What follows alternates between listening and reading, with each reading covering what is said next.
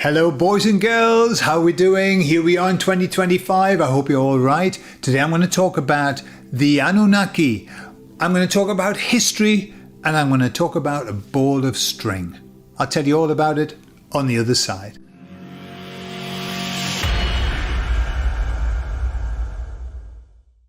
So I know I've talked before about my interest in the story of the Anunnaki. Very interesting. And whilst I go running, what I do is I sometimes download a podcast on somebody talking about those kind of things.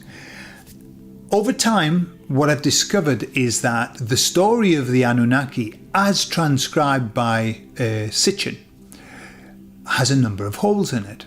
Like, he didn't do a particularly good translation. Well, he kind of used a little bit of poetic license. According to other experts, I don't know. I can't read that language. However, lots and lots of people have said he's just made stuff up. Nibiru's not even mentioned there, and it means something else. And the spacecrafts that he was mentioning, well, the blah blah blah blah. So the more that I listen to these opinions, the more unsure I become about the whole thing. What I do know is that they're there and that there's a story there, and I've read some of the translations, and boy, they're super interesting. Like, you know, I mean, it is very otherworldly. But I was saying to the emissaries, I said, look, the more I look at history, the more confused I am about history. Like, and I'm not just talking about the Anunnaki, I'm talking about all of the things. I mean, look what's coming out. You know, more and more and more and more I'm hearing people talking about, and I'm going to be very careful how I say this, but that Holocaust that happened and the story that we were sold. And it seems that the reality is quite a way away from that. And it was a while ago that, I mean, 10 years ago, there was a historian that destroyed his life, who was saying that, hang on a minute, the whole story's really flawed. There was no way that it was that number. Impossible, I mean, just logistically impossible to cremate that amount of bodies. And he went into all kinds of details and paperwork and interviews with people who worked with the Mustache Man and all kinds. And it seems that everywhere we look in history, it's like, it's not necessarily the case what we've been told. And I know they say that the winners write history, don't they? The victors write the history, and of course. So why should we believe it? Not at all.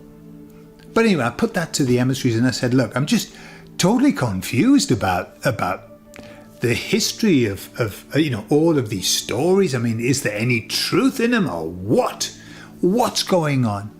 And so they came back to me with a very good answer, I think. And they said, the past that we know is made up of some truth and many lies. That's what they said. Some truth and many lies, as well as many fabrications, many myths, many distortions, and many deceptions. They were their words. That's exactly how they said it. I wrote it down, because I can't remember that kind of detail. And so they said, because of that, it's far better that you spend your time, this was them telling me off again, far better that you spend your time focused on the now and the tomorrow. That's what they said. The now and the tomorrow.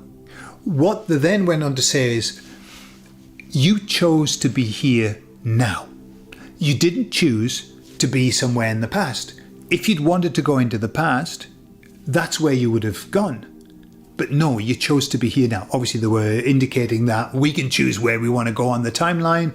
It's all flexible and everything. We chose to be here in the last days. We must be off our friggin' rockers.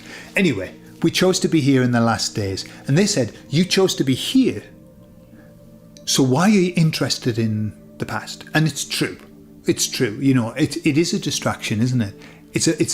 Sometimes it's a welcome distraction to be able to think about. I used to love it when I was finding out about these things. It was like, way, I'm in another world. And maybe there was a reason why I wanted to be in another world. But they said, no, you're supposed to be here now. And they did say tomorrow. What they didn't say was next week or next month or next year. They just said today and tomorrow. It's enough. And then they give me this analogy. And they said, trying to unpick the past is like trying to unravel a ball of string that is knotted up. I don't know if you've ever done this, or even better, a ball of wool. When I was a kid, my mum used to knit, and sometimes the wool would get knotted up, and she would say, Gordon, I'm an expert unknotter, by the way, just as an aside. I've got patience to unknot a lot. And my mum used to give me, that's probably because my mum gave me these balls of wool, sort that out, Gordon, and 7 hours later, I think I've got it. But they said, it's like trying to unknot a ball of wool. They said the problem is that it's not one piece. There are lots of loose ends. There are lots of things that don't tie up. And so what happens is they say that the more you get into it, the more confused you're going to get. And that's, as they say here in Spain, doy fe. I give whatever. How do you say doy fe in English?